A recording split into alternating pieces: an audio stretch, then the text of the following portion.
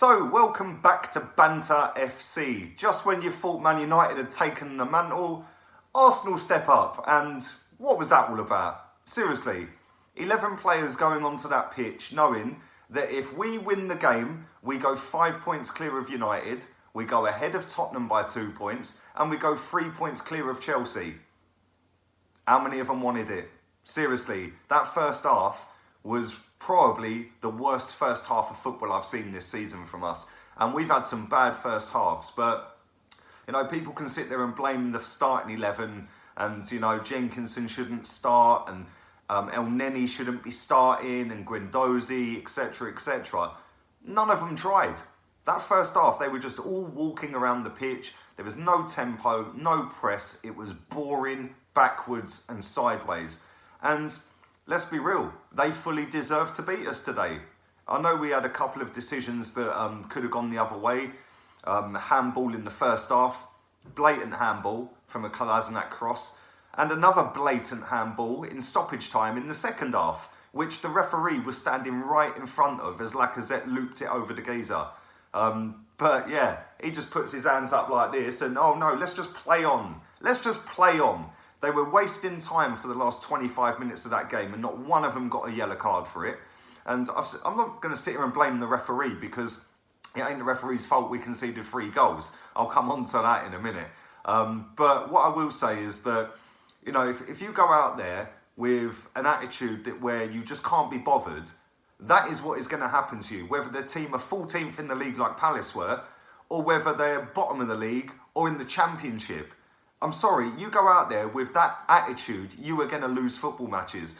Second half, we got a little bit better. Nothing fantastic again. We get back into the game. Great finish from Mesut Ozil. I thought he played pretty well today. He was the best of a bad bunch in that midfield area. And Lacazette, I thought, played fairly well. Leno as well. I think them 3 can walk off and say they done pretty well today. Maitland-Niles as well looked pretty impressive when he came on, but that just makes me think, well, maybe he should have started over Jenkinson, who got hooked at half-time for him. And, probably that would have been the one person I would have replaced. El Neni and Guendouzi, you've got Lucas Torreira on the bench, right? And I've seen people going meltdown about, he should have started. He's been carrying an injury for 2 weeks. So do you risk him and play him in that game and then he's out for the rest of the season? Or do you not risk him? It's not easy to make that decision, do you know what I mean? So I'm not gonna say the starting 11 was great because it weren't, let's be real. It weren't the greatest starting 11. A starting 11 that's got Mustafi, Jenkinson, Guendouzi and El Neni in it, you're asking for problems, right? So yeah, that can go down to the manager. The manager picked that, right? And I thought he was poor today, Emery. He was sat down for most of the first half, which is surprising because he's normally up barking orders at everyone. So, even he didn't look like he wanted it today. But, when you come out in the second half and you get yourself straight back into the game with a quick goal in the second half, and like I said, it was a great finish from Ozil. He had one in the first half and he didn't put enough power on it. But that one, there was no mucking about with that. That was straight in the back of the net. So fair play to him. He got us back in the game. But then after that, no manager and none of them other players on the pitch can legislate for that clown just letting Wilfried Zaha stroll straight in for a goal. What is he doing? I swear, every time the ball comes near him, it's absolute clown. I swear to God, I've said it before and people said, oh, Gus Caesar and Scalacci. He is the worst centre-back I have ever seen at Arsenal Football Club. £35 million and 90 grand a week. Sorry, have I missed something here? That guy is not even Premier League standard.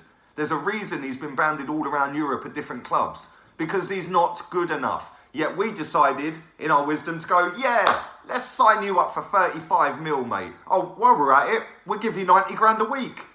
Genius. Absolute genius. Now, he's playing week in, week out for Arsenal Football Club. I don't get it. I don't get how he won a World Cup. I don't get how he's on 90 grand a week. I don't get how we've spent 35 million quid on him. That deal needs to be investigated, I'm telling you, because that is just so muggy, it is unreal. And the fact that he then had the cheek and audacity to try and blame Leno after he's just let Zaha walk past him. It's like, mate, seriously, I don't get it with him. That guy, seriously, winds me up. And it's no coincidence that, you know, we're currently up and down. I know we've had a good home record this season, but how many goals has that guy helped us concede this season? He is shocking, absolutely shocking. And I don't want to see him start again this season. It's just embarrassing. And listen, I ain't going to go on a full meltdown about it. We're still currently fourth in the table. And all we've got to do is try and match Chelsea's results and we get top four. And let's be real here. Us, Man United and Chelsea are all as bad for banter as each other right now. We're all trying to give it away and go, oh no, you have it, Chelsea. Oh no, we don't want it. You have it, United. No, we don't want it. Let Arsenal have it. No, we don't want it. And that is why it is so tight right now. But I said all season, if we finish fifth, I'll be happy with that. That ain't changed. You know, and if we get top four, then fair play. But the way we're going right now, the fact that we hardly win away, the fact that we just gift goals for fun, and that we've got the likes of El Neni and Mustafi, even Jenkinson today in starting 11s, and Guendouzi. Guendouzi's been a liability for a few months now. You know, and when you've got 4 players in a starting 11, and then the rest of the players don't really look like they want it, you're never going to win a football match. Never going to win it. But I don't know. I don't know. I am so fuming with that result. And like, you know, yeah, it's just, you know, the thing is, every time we play Crystal Palace, we turn Wilfried Zaha into a prime Messi. And there's a reason for that. That's because he knows our defence is rubbish. And he knows that he can pull us all over the place. You know, he does it every time. He knows that Mustafi can't defend. But, I mean, today, that was schoolboy what Mustafi did there. That was just embarrassing. Literally didn't know where Zaha was. You see him over his shoulder, thought he'd stayed that side, and bang, he's ducked in and scored. Then he turns around and starts moaning at Leno. I don't get it. Genuinely don't get it. And I'll tell you something now, right? If that guy is still at this football club next season, there's a steward's inquiry, because he is not good enough for Arsenal Football Club. Most of these players are not good enough for Arsenal Football Club. Another one who I thought was shocking today was Kolasinac. Absolutely shocking. Every single time that guy put a cross into the box, it hit the first man or ballooned out the stadium into the clock end upper. You know, absolutely shocking. A professional footballer who can't cross a ball. Then Maitland-Niles comes on in the second half. The first time he gets an opportunity to cross, he whips a perfect cross in. It's like, what are they doing in training? What is Kolasinac doing? Seriously, what is he doing? What is Maitland-Niles doing differently to Kolasinac for him to be able to cross a ball? Literally every single one of them crosses hit the first man or went into row's head of the upper. Embarrassing. Absolutely embarrassing. But like I said, it is what it is. We're still fourth. I'm going to be fuming for a few days, but we got to move on. We've got another game in the week, so we just got to move on, I suppose. But that ain't good enough. And the manager and the players need to take responsibility for that today. The manager maybe could have changed the lineup a little bit with Maitland-Niles, like I said. Maybe could have started and risked Torreira instead of El Neni.